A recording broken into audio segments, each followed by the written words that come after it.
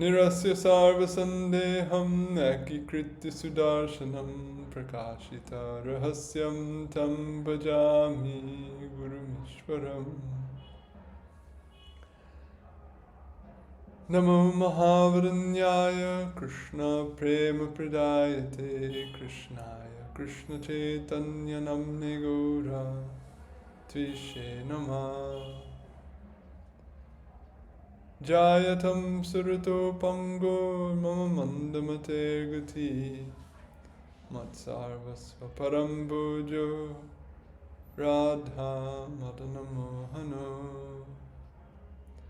Kulari Devatamor Madana Mohan Jar Siva Raghunatha Rup Sanatan Jaya Rupa Sanatana Bhatta Raghunath Shri Jiva Gopala Bhatta Dasa Raghunath Echai Goshai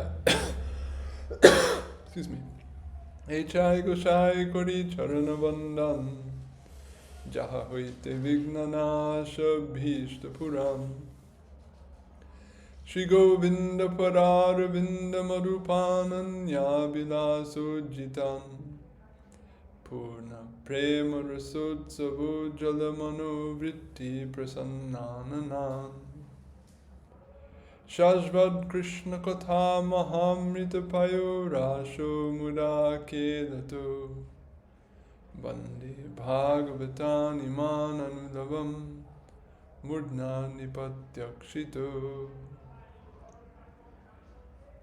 Shri Kali Yuga Pavana Svabhajana Vibhajana Prayojana Avatar Prema Purushottam Shri Gauranga Mahaprabhur Kripai Tadiya Antaranga Parshadvai Shri Sanatan Goswami Pad O Shri Gopal Bhatti Goswami Pad Pranita Shri Hari Bhakti Vilas Antargata Dasham Vilaser Madhye Je Bhagavad Bhakta Lakshana Prakaran Ajke abar amra se prakarener alochona korbo. Ar kichudin dhare se Bhagavad Bhakta Lakshana Samuher Madhye Je Shrestha Lakshana Akantita Se Akantitar Char Prakar বিভক্তি বা বিভেদ সে আলোচনা চলছে আর আজকে আমরা সে সর্বশ্রেষ্ঠ চতুর্থ প্রকার সে কথা আমরা শুনতে শুরু করব গোস্বামীপাদ ওই চতুর্থ প্রকার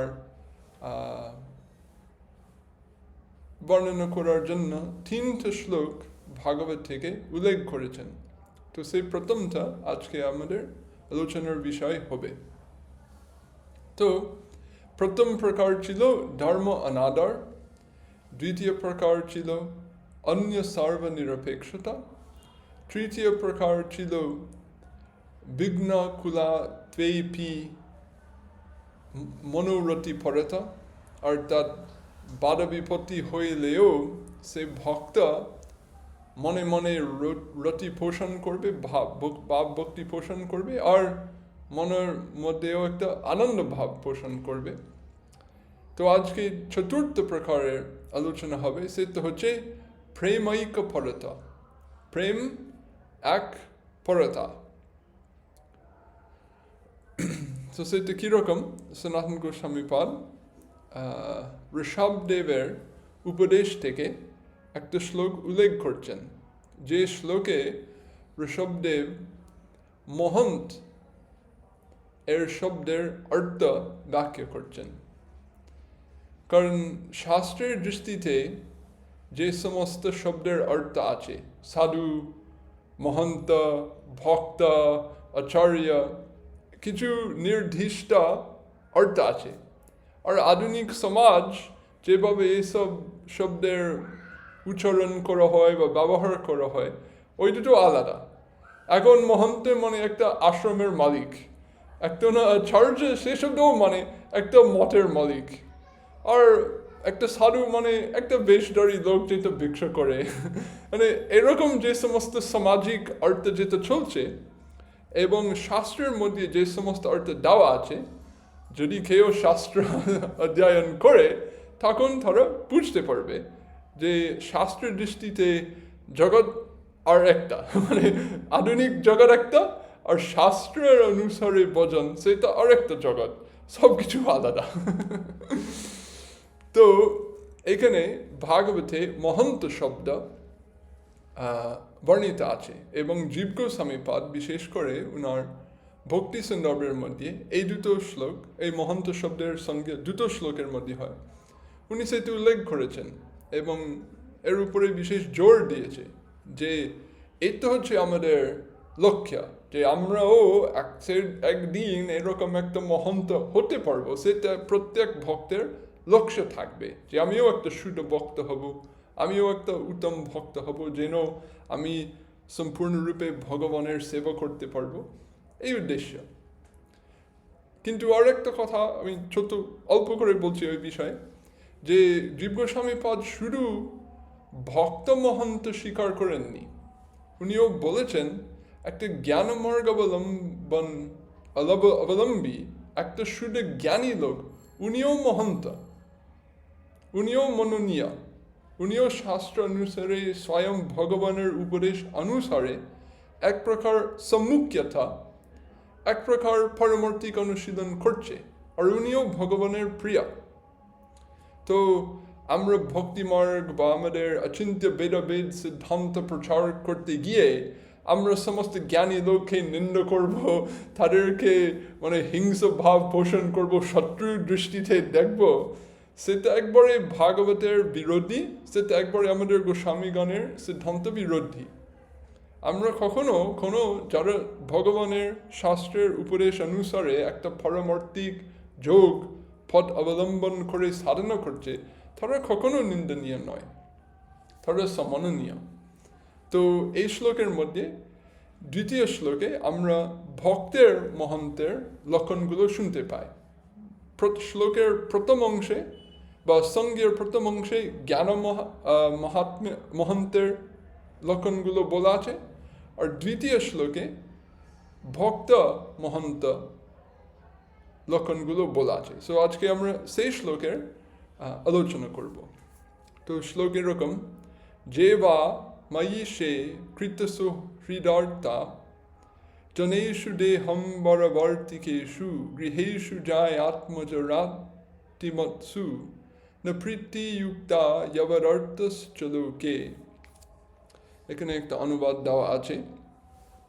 ঋষভদেব কহিলেন, যে সকল ব্যক্তি আমি যে ঈশ্বর আমাতে সৌহার্দ্য করিয়া তাহাই পরম পুরুষার্থ বলিয়া বোধ করেন, যাহাদের বিষয় আসক্ত ব্যক্তি সকলে তথা পুত্র কলত্র ধন আদিযুক্ত গৃহে প্রীতি নাই, এবং যাহার লোক মধ্যে দেহযাত্রা নির্বাহ অপেক্ষা অধিক ধনে স্পৃহ শূন্য, তাহারাই মহৎ। তো বিশেষ করে তিনটা লক্ষণ আছে এই শ্লোকের মধ্যে, আর টিকায় গোস্বামীপাদ সুন্দর করে ওই তিনটা লক্ষণের অর্থ প্রকাশ করে, তো আমরা টিকায় সব দেখতে পাবো। তো এখানে গোস্বামীপাদ লিখছেন, আদুনা প্রেমৈক পরতয়া ইয়া একন্তিততা তদ লক্ষণম লিখতি ইয়ে বেতি ত্রিভি। তো এখন উনি সে একন্তিত লক্ষণের চতুর্থ প্রকার প্রেমৈক পরতা আলোচনা করতে শুরু করছেন, এবং উনি তিনটা শ্লোক উল্লেখ করছেন এই লক্ষণ বুঝিয়ে দেওয়ার জন্য। আর এই শ্লোক হচ্ছে প্রথমটা। পূর্বম মহন্তস্থে সমচিত্ত প্রশান্ত ইতি অর্ধ শ্লোকেন মহতাম সামান্য লক্ষণম উক্তবা ইদানীম মুখ্য লক্ষণম আহা। তো জীব গোস্বামীপাদ ভক্তি সন্দর্ভে যেমন আমি বললাম, উনি বলেছেন প্রথম শ্লোকে জ্ঞানী মহন্তের লক্ষণ দেওয়া আছে, আর দ্বিতীয় শ্লোকে ভক্ত লক্ষণ দেওয়া আছে। আর এখানে সনাতন গোস্বামীপাদের দৃষ্টিতে প্রথম শ্লোকে সামান্য লক্ষণ আর দ্বিতীয় শ্লোকে মুখ্য লক্ষণ বলা আছে। আর ওই প্রথম শ্লোকে কি কথা ছিল, ঋষভদেব বলেছেন যে মহৎ সেবা বিমুক্তির দরজা। যদি কেউ বিশেষ প্রকার মুক্তি পেতে চায় তখন মহৎ সেবা করতেই হবে। আর যদি কেউ নরকে যেতে চায় তাহলে একটা যোশিত সঙ্গের সঙ্গ করতে হবে। অর্থাৎ যারা বিষয় শক্তি বিশেষ করে পোষণ করে সেই লোকের সঙ্গ করতে হবে, সেই লোকের মুখের কথা শুনতে হবে, যেভাবে ওনার সমস্ত বিষয় ভোগের কথা ভালো করে শোনায় তার কথা ভালো করে শুনতে হবে। এরপরে ধারে ধারে তোমার মন নরকে চলে যাবে, অন্ধকারে ঢুকবে। তো যেখানে আপনি যেতে চান সেখানে যান, এখানে একটা দরজা, এখানে আরেকটা। তো এই কথা বলার পর অবশ্যই কেউ যার মন শুদ্ধ তারা সঙ্গে সঙ্গে জানতে চাইবে যে মহতের লক্ষণটা কি। যদি আমাকে মহৎ সেবা করতে হবে, যদি আমি মুক্তি বা ভক্তি পেতে চাই, তাহলে যদি মহৎ সেবা করতে হয় তাহলে মহৎ কি করে চিনব। এবং এই জন্য ওই প্রথম শ্লোকের দ্বিতীয় অংশ আর দ্বিতীয় শ্লোকে সে মহন্তের লক্ষণ বলা আছে। তো লক্ষণের কথা বলতে গিয়ে সমচিত্ত, প্রশান্ত ইত্যাদি যে সমস্ত কথা হয়েছে। তো এখন এগুলো সামান্য লক্ষণ, আর এখন সে মহন্তের বা মহতের মুখ্য লক্ষণ বলা আছে এই শ্লোকে। তো সর্বপ্রথমে কথা আছে ময়ি ঈশে ভগবতী কৃতম সৌহৃদম প্রেমাইব অর্থ পুরুষার্থম येषां তে। অর্থাৎ যার পুরুষার্থ হচ্ছে ভগবত সৌহৃদ্য, আর এখানে উনি বলছেন সৌহৃদ্য মানে প্রেম।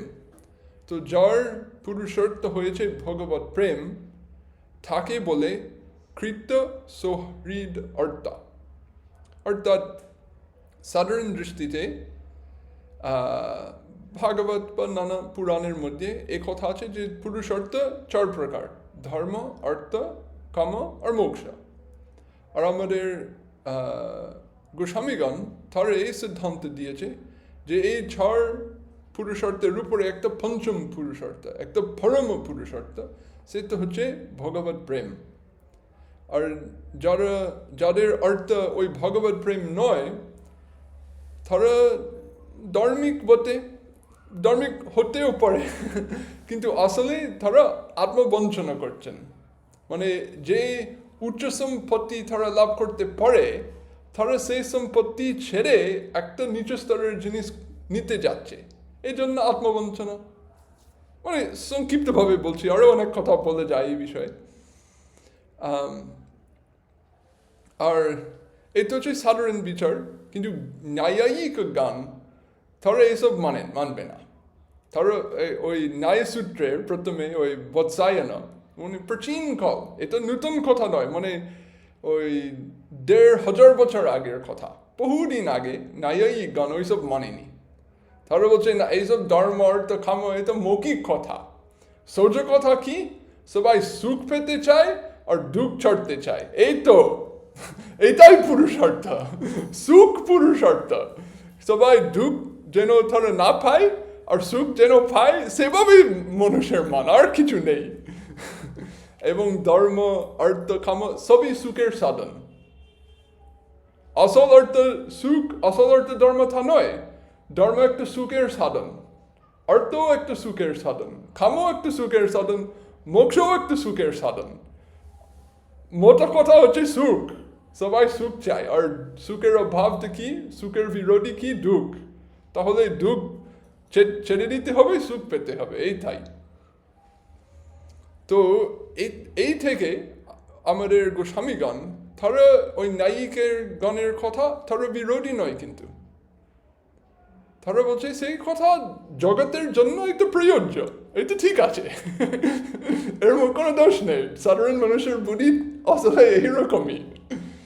কিন্তু ভগবানের স্বরূপ শক্তিময় যে ভক্তি এমন একটা অলৌকিক জিনিস যে ওই মানে লাদিনী সম্বিত সারাংশ যে ভক্তি, যখন ওই জিনিস একটা মানে মানবের মনে প্রাণে ঢুকবে তখন একটা সত্যি সত্যি একটা অলৌকিক ব্যাপার হয়ে যায়। কি অলৌকিক ব্যাপার? যে একজন তার নিজের সুখ ভুলে যেতে পারে। সত্যি সত্যি একটা অলৌকিক বিষয়। কেন? কারণ সংসার বন্ধন কি? সংসার বন্ধন এক। আমি গুরুদেবের মুখে বহুবার শুনি এ কথা, যে সংসার বন্ধনের একমাত্র জিনিস হচ্ছে কাম। এবং কাম মানে কি? কাম মানে সুখ প্রাপ্তি কামনা। তো সুখের কামনা এটা হচ্ছে সাংসারিক বন্ধন। তো সংসার পার হয়ে যাওয়া বা সংসার উত্তীর্ণ হয়ে যাওয়া, তার আসলে পরিচয়টা কি? মানে সেই সুখ প্রাপ্তির কামনা থেকে মুক্তি, বা সেই সুখ প্রাপ্তির কামনা থেকে রেহাই পাওয়া। এবং ভক্তি সেই রকম অলৌকিক জিনিস করতে পারে। মানে সেই সুখ যখন, সেই ভক্তি যখন মনে ঢুকবে, তখন ওই ভক্ত নিজের সুখ ভুলে গিয়ে শুধু ভগবানের সুখের জন্য চিন্তা করতে পারে, আর কোনো চিন্তা করতে পারে না। এমন মানে ভাবাবিভোর হয়ে কিভাবে আমি কৃষ্ণকে সুখী করতে পারবো, কিভাবে কৃষ্ণের সুখ হয়ে যাবে, কৃষ্ণের সুখের জন্য এত আকর্ষণ এসে যাবে, এত গুরুত্ব বোধ এসে যাবে, যে সবার নিজের সুখ হচ্ছে কিনা কোনো খেয়াল থাকবে না। আর এমন কি আমরা চৈতন্য চরিতামৃতে একটা সুন্দর সুন্দর কথা শুনতে পাই। একটা উদাহরণ গোস্বামীপদ দিয়েছেন দ্বারকা। উনি দ্বারকায় কৃষ্ণের একটা সেবক, আর উনি মাঝে মাঝে কৃষ্ণের বিজন সেবা করে।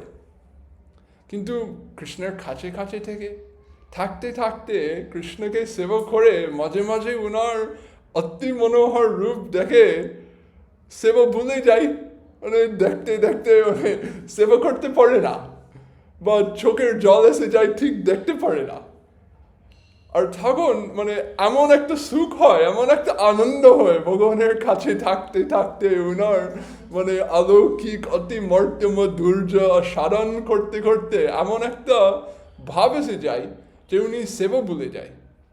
কিন্তু যখন উনি দেখতে পায় আমার সেবা ঠিক হচ্ছে না, তখন উনি এমনকি তার নিজের আনন্দকেই তিরস্কার করে, যে উফ, এত আনন্দ আসছে, আমার সেবার বাধা বিপদে এসে যাচ্ছে, এইসব আনন্দ দূরে যাও, এই আনন্দ একটা খারাপ জিনিস, এই আনন্দ আমার সেবার বাধা এসে গেছে। এমন ভাবে ভক্তগণ কৃষ্ণের সুখের জন্য পাগল হয়ে যায়, আমরা বলতে পারি।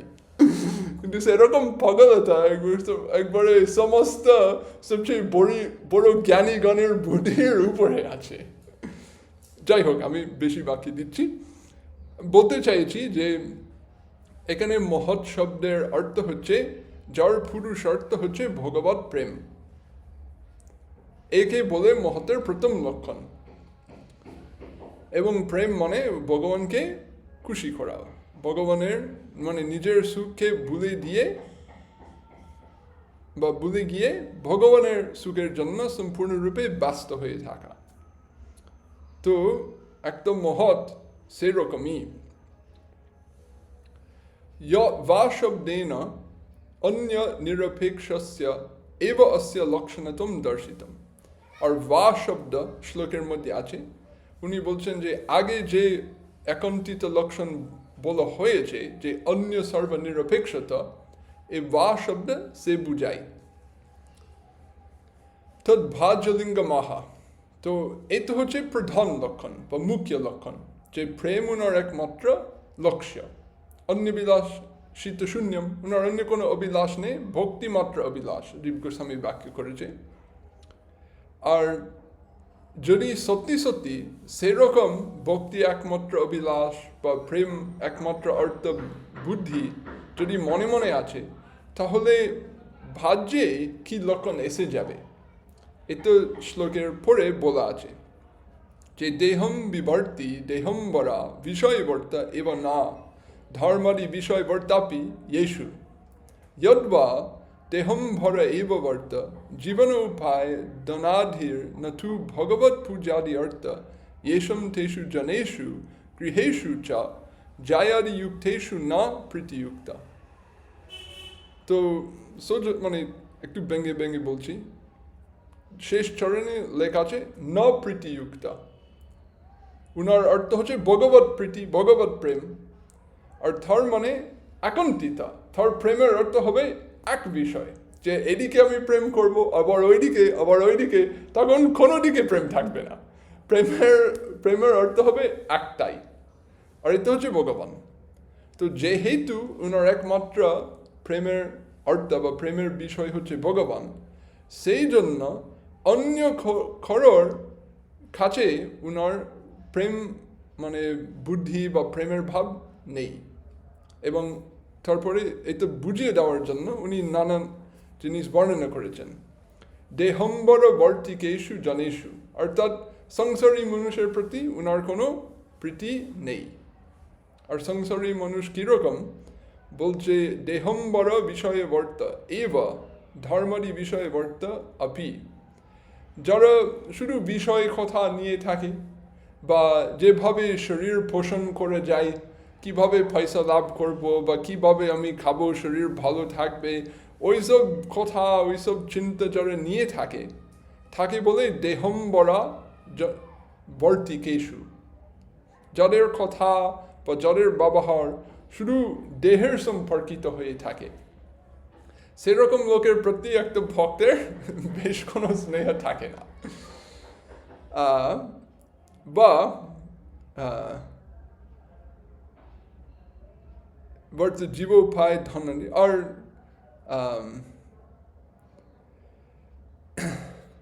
উনি একটা পার্থক্য দেখাচ্ছে যে কিছু মানুষ তারা শুধু বিষয় দৈহিক ব্যাপার নিয়ে থাকে, আর ধর্ম বা ভক্তির বিষয়ে তারা কোনো গুরুত্ব বা কোনো সময় দেয় না। তো যদি কেউ ভক্তি বা যদি কেউ ধর্মের জিনিস গুরুত্ববোধ রাখে, তখন এর প্রতি একটা ভক্তের স্নেহ থাকতে পারে। কিন্তু যদি শুধু বিষয় আছে তাহলে স্নেহ থাকবে না। আর ঠিক তদ্রূপ যারা শুধু জীবনোপায় ধন ইত্যাদি মানে পাওয়ার জন্য চিন্তা করে বা চেষ্টা করে থাকে, সেই জনের জন্য একটা ভক্তের বা মহতের বেশ কোনো প্রীতি থাকবে না। কিন্তু ভগবত পূজা আদি অর্থ ইয়েষম তেষু জনেষু, কিন্তু যদি কেউ ভগবত পূজা বা ভগবানের সেবার জন্য কিছু আলোচনা করে থাকে বা চেষ্টা করে থাকে, তখন তার প্রতি স্নেহ থাকতে পারে। এই জন্য উনি মানে গোস্বামীপদ দেখিয়ে দিচ্ছেন যে একটা ভক্ত অন্য কারোর সঙ্গে কোনো প্রীতি রাখবে না, তাও নয়। কিন্তু যারা ভগবান সম্পর্কিত জীবন যাপন না করে, সেই সমস্ত জন। ঠিক আছে, রতির মিত্রম ধনম বা, তো তারপরে ওই স্ত্রী পুত্র ধন ইত্যাদি এর প্রত্যেও গৃহ এর প্রত্যেও ভক্তের কোনো প্রীতি থাকে না। লোকে এটা দ্বিতীয় লক্ষণ। তো প্রথম লক্ষণ হচ্ছে প্রেম হচ্ছে অর্থ, দ্বিতীয় লক্ষণ হচ্ছে অন্য কোনো অর্থের বা বিষয়ের দিকে প্রীতি নেই, প্রীতির বিষয় এক। তৃতীয় লক্ষণ আর একটা বাহ্যিক লক্ষণ, লোকে ইয়াবদ অর্থশ্চ ইয়াবদ অর্থম এব অর্থ येषां মধ্যপদলোপী সমাস দেহ নির্বাহ অধিক স্পৃহ শূন্য ইতি অর্থ। আর শেষে লেখা আছে ইয়াবদ অর্থ। তো রূপ গোস্বামীপাদ ওনার ভক্তির সমৃদ্ধ সিন্ধুতে ঠিক এই কথা থেকে একটা ভক্ত্যঙ্গ কথা উল্লেখ করেছেন, ইয়াবদ অর্থ নির্বাহ, অর্থাৎ যতদূর প্রয়োজন ততদূর একটা ভক্ত গ্রহণ করবে বা ব্যবহার করবে, যতদূর ওনার ভক্তি সাধন সুষ্ঠুভাবে হয়ে থাকে, এর উপরে বা এর বাইরে যাবে না। এই জন্য উনি সার কথা বলেছেন, দেহ নির্বাহ অধিক স্পৃহ শূন্য নেই। মানে ওনার স্পৃহ থাকতে পারে যে প্রতিদিন আমি একটু খেতে পাবো, বা যেন আমার শরীর মানে সুস্থতা সামান্যভাবে থাকবে, এরকম একটা স্পৃহ উনি পোষণ করতে পারে ভগবান সেবা অর্থে, আলাদা অর্থের নয়, শুধু নিজের জন্য তা নয়।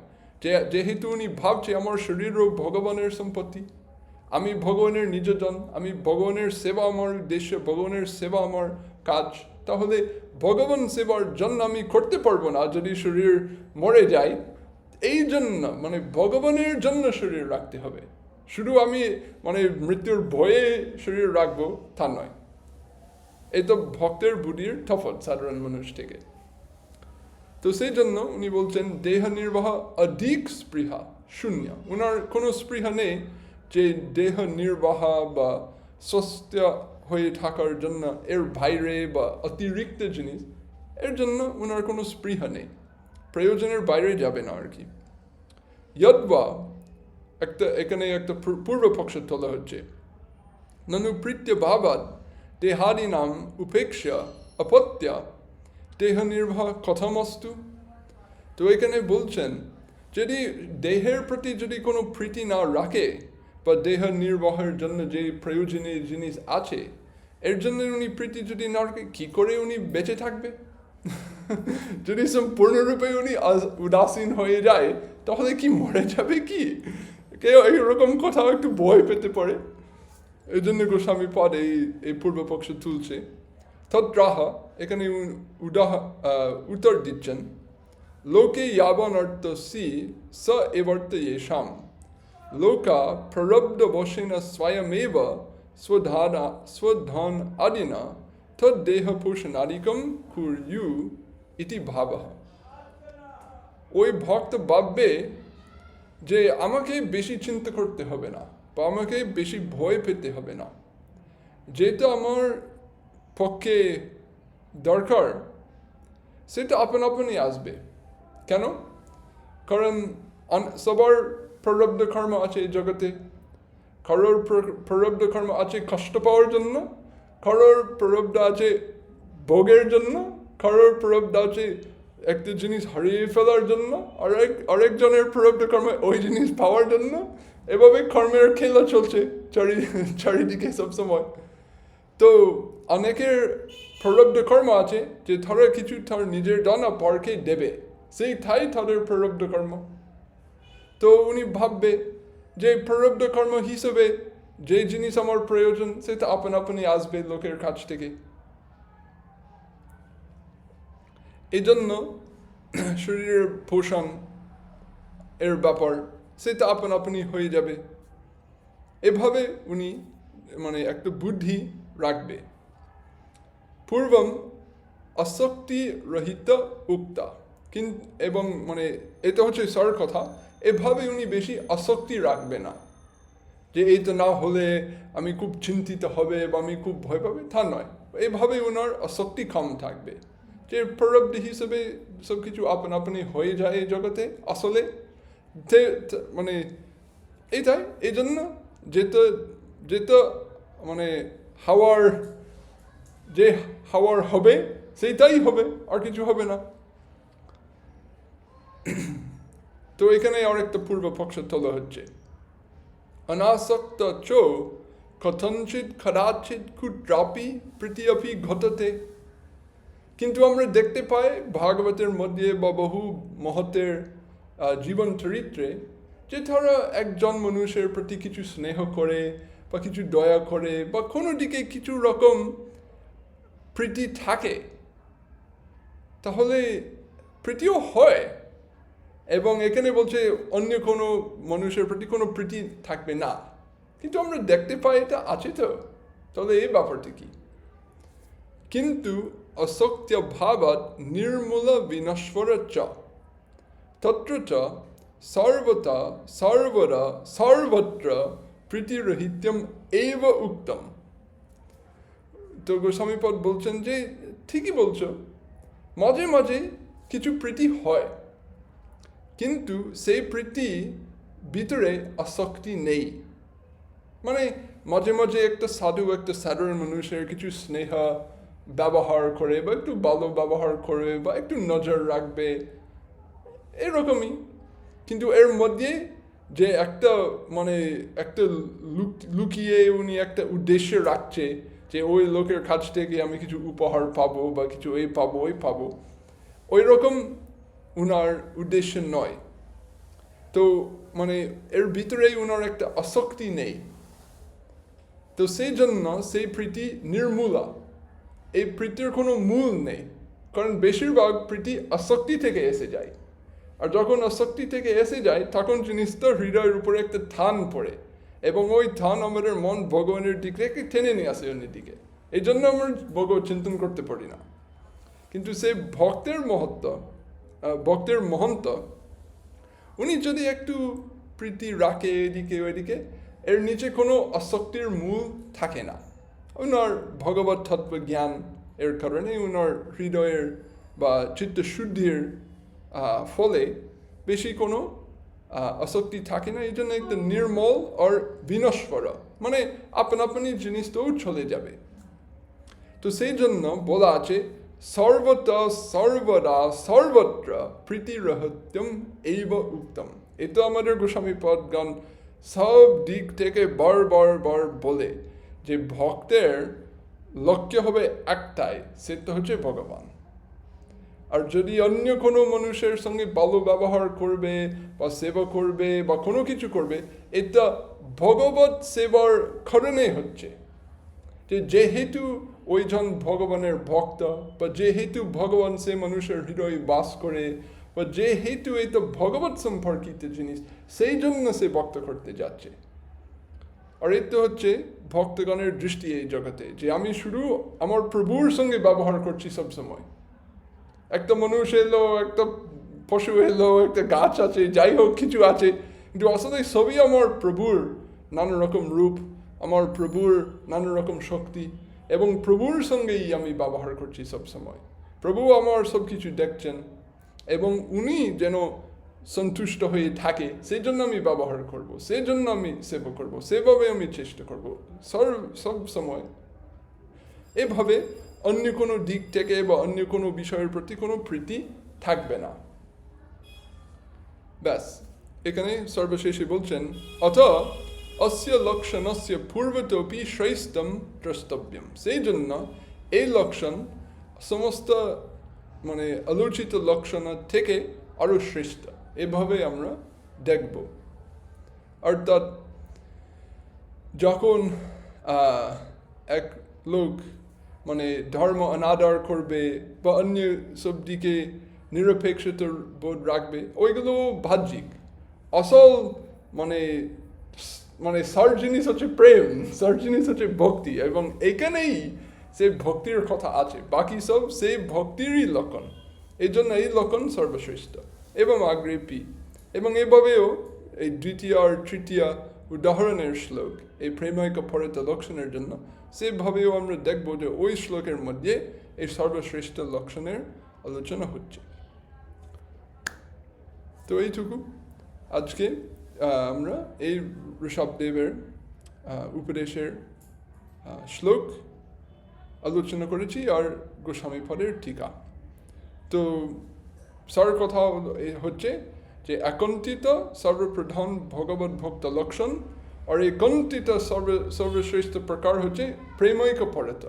অর্থাৎ প্রেম আমার পুরুষার্থ, ভগবান আমারই প্রেমের বিষয়, আর আমি অন্য কোনো দিকে কারোর প্রতি কোনো প্রীতি রাখবো না, মাত্র ভগবান।